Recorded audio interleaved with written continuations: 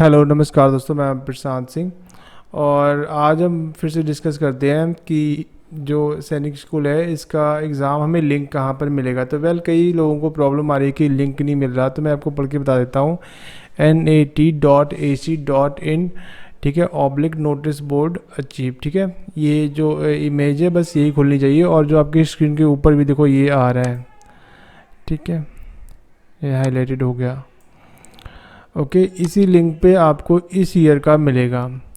Actually जितने बाकी के लिंक है उस पर मुझे भी ऐसे, मैंने जब गूगल पे सर्च किया तो मुझे 2022 का मिल गया, ठीक है। ये ऐसे गूगल में सर्च करोगे तो आपको ये वाली विंडो दिखाई देगी। किसी पे भी जाओगे तो आपको यही वाली विंडो दिखाई देगी, ठीक है। फिर आपको फाइनली ये पेज ओपन होगा, इसमें फिर ये लिखा है ये वाला लिंक आपका ओपन ही नहीं होगा, बिकॉज़ ये प्रीवियस ईयर का है इसलिए ओपन नहीं होगा।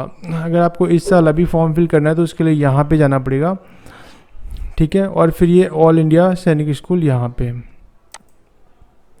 जैसे आप रीड मोर पे जाओगे एक नई विंडो ओपन हो जाएगी।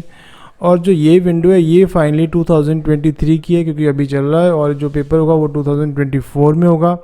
और इसको हमें अच्छे से पढ़ लेना है, ठीक है। जितनी भी चीज़ें इसमें लिखी हुई हैं, जैसे आपको पेन पेपर चाहिए, OMR बेस्ड पे होगा, मल्टीपल MCQs होंगे, इतनी सिटीज़ हैं, और जो 6 क्लास में बच्चे होंगे 10 से लेकर 12 साल के बीच में होने चाहिए। और अब ये देखो 31 मार्च 2024 को, ठीक है। आज के हिसाब से मत काउंट करो, 2024 को उनकी इतनी एज होनी चाहिए, ओके। और जो गर्ल्स है उनकी भी हर सभी स्कूलों में जो एडमिशन है वो ओपन है, ओके। और जो सेम क्राइटेरिया है, जो सेम जैसे बॉयज़ की एज भी इतनी होनी चाहिए, गर्ल्स है तो उसकी भी जितनी होनी चाहिए, okay. Same for class 9th भी है, अगर गर्ल है तो भी सेम 13 to 15 ईयर, और अगर बॉय है तो भी 13 to 15 ईयर का होना चाहिए।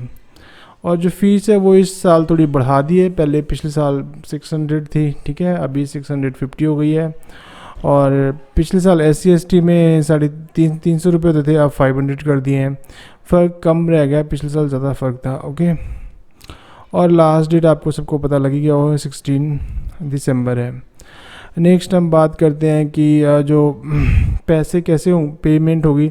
पेमेंट तो इसमें ऑनलाइन के थ्रू ही होगी, नेट बैंकिंग, ठीक है। UPI से आप आराम से कर सकते हो, कोई दिक्कत नहीं है।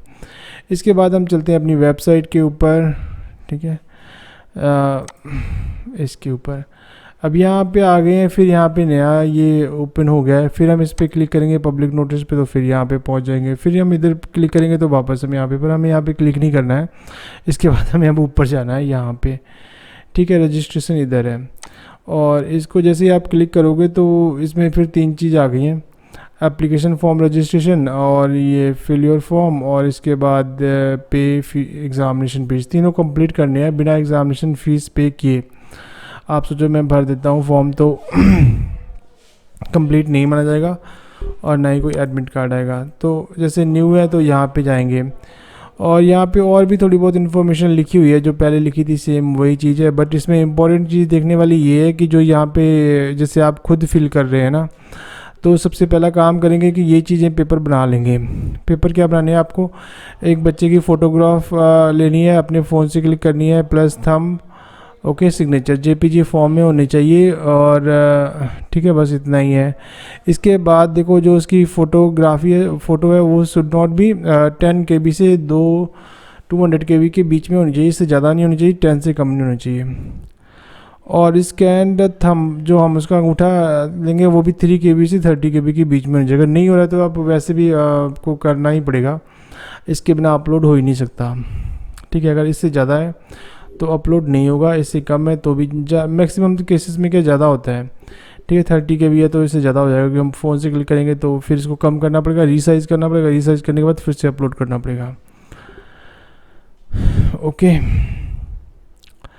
तो नेक्स्ट है पेमेंट ऑफ फीस, वो हमें पे करनी पड़ेगी during online form filling, candidate will request to, इसमें आपको एक पासवर्ड लिखना पड़ेगा, ओके। जब हम फॉर्म फिल करेंगे तो पासवर्ड में क्या होगा, एक नंबर डाल देना कोई भी, और एक कैरेक्टर, और इसके बाद जो भी उसमें 8 वर्ड का आपको पासवर्ड बनाना है वो बना सकते हैं।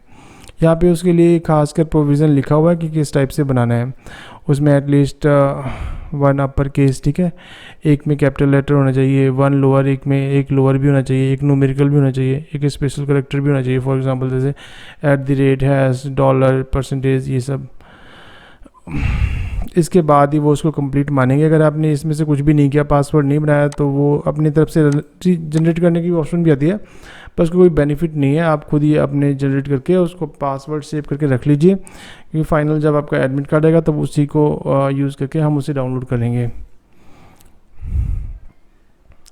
ओके, और फाइनली हम यहाँ पे क्लिक करेंगे, पर यहाँ पे क्लिक करने से पहले हमें इधर भी क्लिक करना पड़ेगा। Okay, I have downloaded information bulletin, ठीक है। इसके बाद फाइनली यहाँ पे पहुँच गए। ये हमारा ओरिजिनल पेज है। यहाँ पे ही सारी आपको इन्फॉर्मेशन भरनी है। तो सबसे पहले अपना कैंडिडेट नेम, अगर जैसे बॉय है तो मिस्टर आ गया, ठीक है, तो यहाँ पे जो भी नेम है कर देंगे। अगर यहाँ पे मिस्टर होगा तो यहाँ पे मेल आ जाएगा, और यहाँ पे अगर हम मिस करेंगे तो यहाँ पे फीमेल आ जाएगा, ठीक है। तो जो भी नाम है वो लिख सकते हैं, क्योंकि कई बच्चों के एक जैसे ही नाम होते हैं। सुप्रिया है तो कई लड़कों का भी नाम हो जाता है, लड़की का नाम भी सेम ही होता है, और भी बहुत सारे ऐसे नाम होते हैं जो कॉमन होते हैं। तो इसलिए यहाँ पे ये लिखना बहुत ज़रूरी था। पिछले साल ये भी नहीं करते थे ये लोग। ओके, पर उसमें ये ऑप्शन तो थी ना मेल फीमेल लिखने की।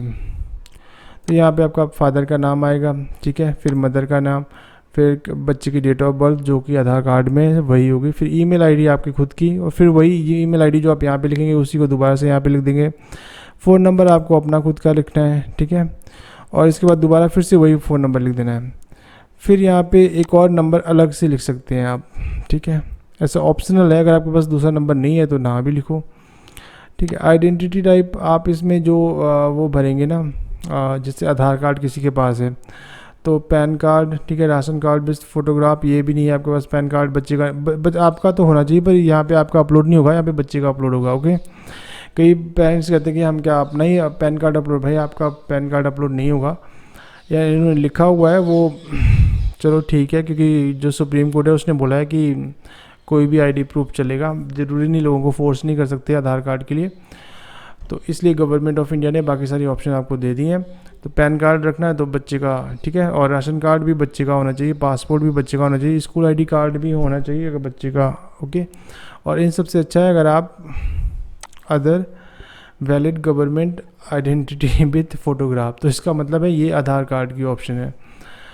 ओके, क्योंकि लोग बहुत ज़्यादा पॉलिटिक्स करते हैं ना, अगर मान लो आधार कार्ड लिख देंगे तो फिर वो कहते हैं मैंडेटरी बना दिया। ओके, तो यहाँ पे उसका नंबर, ठीक है, यहाँ पे देखो अपलोड करने के लिए कुछ नहीं बोला आपको, आइडेंटिफिकेशन नंबर, आप जो आधार नंबर है वो यहाँ पे अपलोड कर देंगे तो बस काम खत्म हो जाएगा। वही आधार कार्ड लेके आपको एग्ज़ाम में जाना है। नेक्स्ट क्या है, आपको एड्रेस भी अपना लिखना पड़ेगा यहाँ पे, ठीक है, और जो भी है 1 2 3 4 जितने में है, ठीक है, कंट्री सेलेक्ट करनी, स्टेट सेलेक्ट करनी, डिस्ट्रिक्ट, वहाँ का जो पिन कोड है वो सिलेक्ट करना। ओके, सेम एज़ परमानेंट भी कर सकते हो आप, तो दोबारा नहीं लिखना पड़ेगा, और अगर अलग अलग लिखना है तो अलग भी लिख सकते हैं। इसके बाद यहाँ पे आ गया पासवर्ड, जो कि आपको खुद बनाना है। देखो ये खुद भी सजेस्ट करके दे रहा है, पर ये बहुत टफ हो जाएगा, ठीक है। अब दोबारा इसको याद रख नहीं पाओगे, दोबारा याद तो छोड़ो, याद तो आपको रहेगा नहीं, दोबारा आप सेम ऐसे लिखोगे तो आपको लिखा भी नहीं जाएगा, तो आपको लिखने में भी मिस्टेक कर दोगे, तो फिर फॉर्म ओपन नहीं होगा। इसलिए खुद से लिख लो, ठीक है, अपना पासवर्ड खुद बना के, ठीक है। यहाँ पे एक सिक्योरिटी क्वेश्चन भी आता है, जैसे यहाँ पे what is your mother name, ठीक है, तो यहाँ पे लिख दो। फिर फाइनली ये करके सबमिट, ये भी लिखना पड़ेगा आपको, ठीक है। जैसे ही सबमिट होगा तो फिर इसके बाद डॉक्यूमेंट अपलोड हो जाएंगे। डॉक्यूमेंट आपके 3-4 जो डॉक्यूमेंट होते हैं, जैसे आपका डोमिसाइल हो गया, ठीक है, और बर्थ प्रूफ हो गया, और ये कास्ट का अगर है SC ST OBC, अगर इनमें से नहीं है तो डिफेंस पर्सन में कोटा में अप्लाई करना, तो उसके लिए आपको सर्विस सर्टिफिकेट लगेगा। और फाइनली ये सब अपलोड करके इसके बाद आप फीस पेमेंट कर देना, और फिर इसके बाद कंफर्मेशन पे जाएगा तो वो डाउनलोड करके रख लेना। बस इतना ही है इसमें। ओके, और अगर कोई प्रॉब्लम आ रही है तो आप इस दिए हुए नंबर पे ज़रूर कॉल कर सकते हैं और फॉर्म अपना फिल करा सकते हैं, ठीक है। और इसके अलावा मतलब कोई वैसी क्वेरी है तो आप व्हाट्सएप पे भी कर सकते हैं। ठीक है, थैंक यू सो मच, है ना।